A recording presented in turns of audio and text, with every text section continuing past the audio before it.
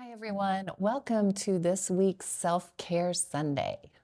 Let's just take a moment to listen to the sound of the bell, pausing for just a few moments, taking a few soft belly breaths as we give ourselves permission to slow down and to just be present during this short time where we get to reflect on and practice some self care.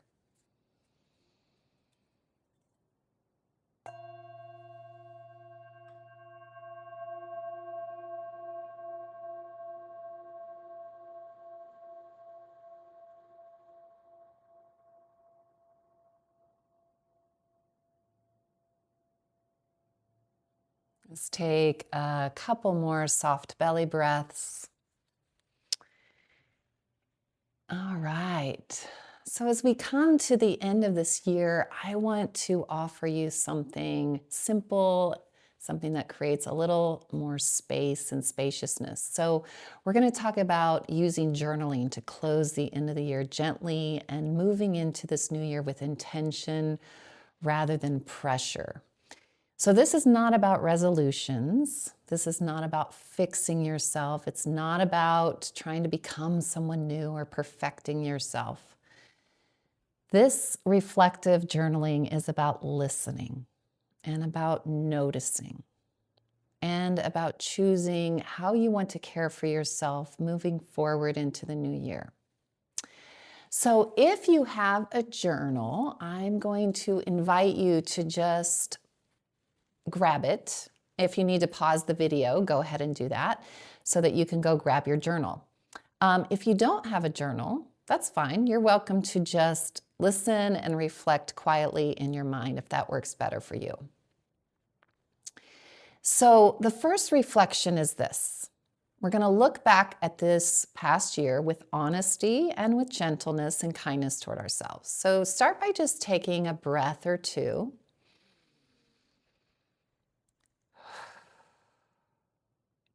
And as you look back on this past year, I'm going to invite you to reflect on your relationship with self care. Not just as a concept, but something like your actual lived experience this past year with self care. So, I'm going to give you some reflection questions to guide your writing or your thinking. I'd like you to think about and write about, if you'd like, what actually supported you this past year. What are the things or the people or the places that helped you to feel more grounded or steady or most like yourself? Were there things that you would say are resources for your nervous system, even if they're small, that help you to feel a little more steady or grounded? And also, it's helpful to notice, were there any people or things that felt unsustainable, that helped or that didn't help you, that weren't supportive, that you want to just take a moment to reflect on? So, this is just about noticing patterns, noticing habits, noticing where you had hopes or dreams or even intentions for yourself, and maybe they weren't fulfilled in the way you wanted. Maybe your expectations of yourself were too high, or the pressure you put on yourself was too much. Or maybe you felt like it was hard to actually carve out time or space. You might want to look back and just think about, what were some of the obstacles? What were some of the blocks? What were some of the challenges that made it hard for you to care for yourself in the ways that you wished you had or that you would like to in this coming year? Or what were the successes? What are the things that you found actually do work? So noticing both places of support and success, as well as the things that maybe were blocks or challenges or made it feel like a struggle. So just take a few moments. If you need to pause to do a little more writing or reflecting on some of these questions, you're welcome to do that. And I just want to say before we go on, this isn't about shaming or blaming yourself or anyone else. But being honest with ourselves in a very kind and gentle way, compassionate way, is one of the best ways to help us to move to a place of a different pattern, a different habit. Because until we're honest with ourselves, it can be hard to make shifts or changes that we want to make. So be honest, but also be very kind. It's not meant to be punishing or blaming. It's just taking a real look at what things worked, what things didn't, where did you feel support or sustainability, where didn't you, and maybe why, just looking at why that might be.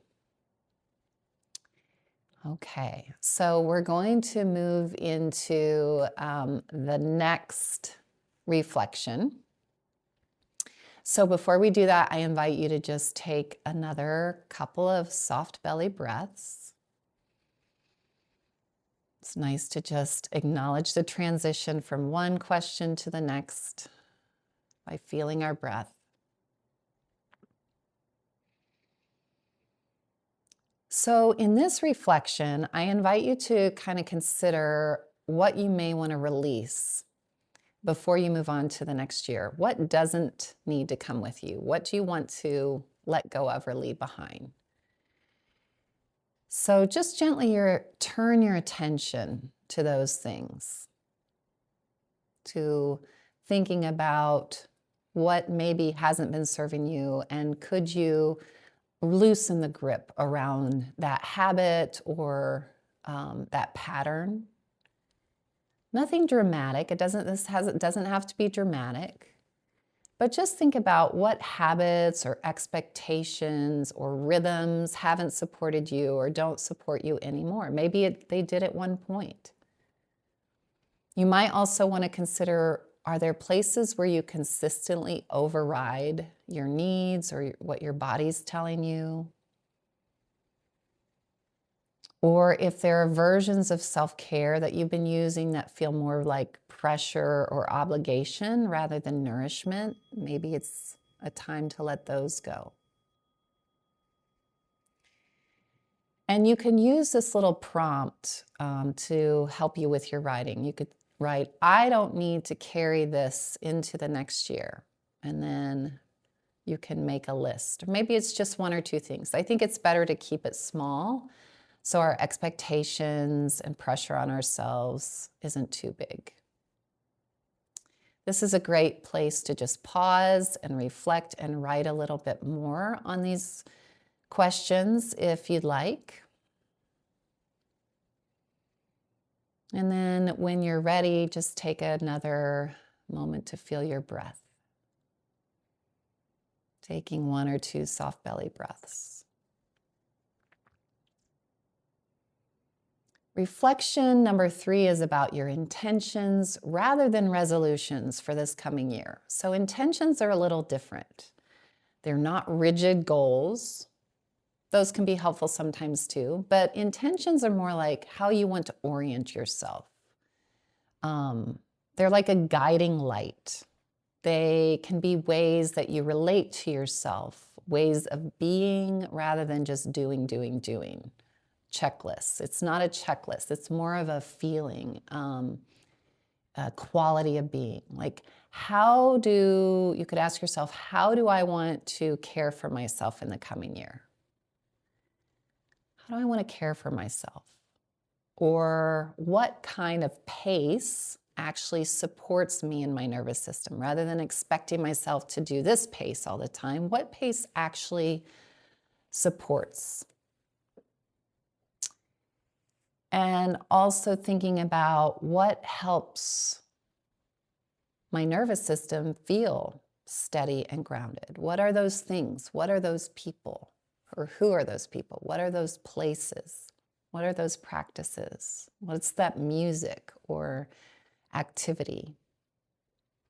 And what practices feel realistic and sustainable and enjoyable is also key. We want things that we enjoy when it comes to self-care. Otherwise, it's hard to keep them going, right? So I invite you to write down maybe just one or two intentions of self-care, or a few simple practices or supports that might help, might be supportive for you, like maybe it's a boundary that you want to honor this year, or maybe it's some sort of weekly check-in with yourself or a buddy, or a practice that brings a sense of peace or steadiness or joy. You could also write down who could help support this for you. So is there a friend, a partner, a colleague that you could share your intentions with? Somebody who's really going to listen with a non-judgmental ear. Maybe it's someone who's willing to check in with you time to time, weekly, whatever works for you, whatever the agreement is, not with pressure or criticism or judgment, but just as a gentle reminder and gentle support system. So feel free to pause again and write and reflect on these questions, your intentions, your support for this coming year. And then you may want to just take a moment to notice how it feels to name your intentions. How does it feel to give yourself a chance to identify what would feel nourishing, nurturing, supportive to you in this coming year? Remember, our intentions aren't meant to be high pressure. They're not meant to be dramatic, right? We want to find things that actually support a grounded nervous system. So I also want to, in this spirit, I want to invite you to a mindfulness retreat that I'm having on New Year's Day. And this is a gentle, spacious, intentional way to welcome the new year, 2026. So this is a warm invitation to any of you. If it feels like the right fit, you're welcome to get in touch with me for more details, but if not, that's fine too.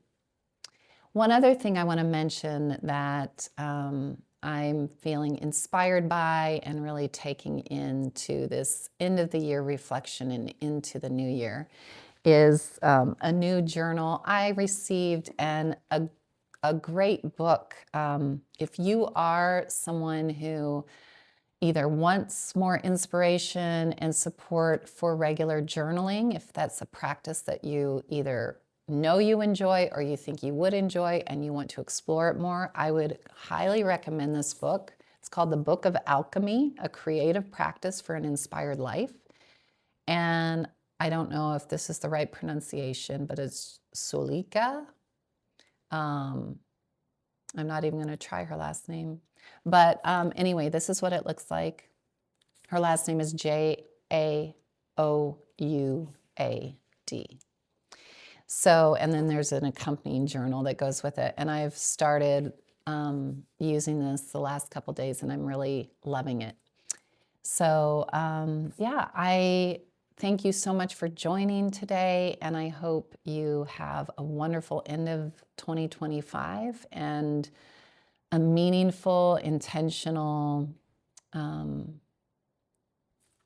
few days as we move here into 2026, into the new year. So happy New Year to you, and I'll see you next week for Self-Care Sunday, for the first Self-Care Sunday in 2026. Until then, take good care of yourselves, and peace to you.